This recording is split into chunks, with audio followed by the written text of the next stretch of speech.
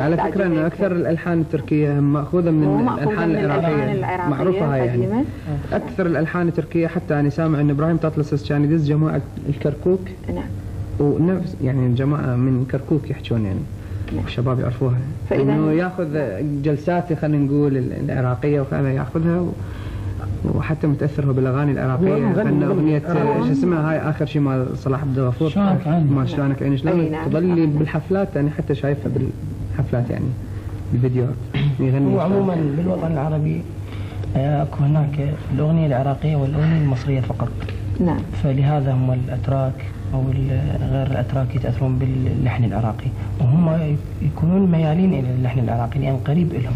احنا نريد هم يميلون مو احنا نميل. هم أكيد هم ميالين لنا. لا هم أكيد يقلدونا ما نريد نقلدهم وحتى لو نقلدهم قلد بس الخاص بالاستفتاء لا. الاستفتاء لا.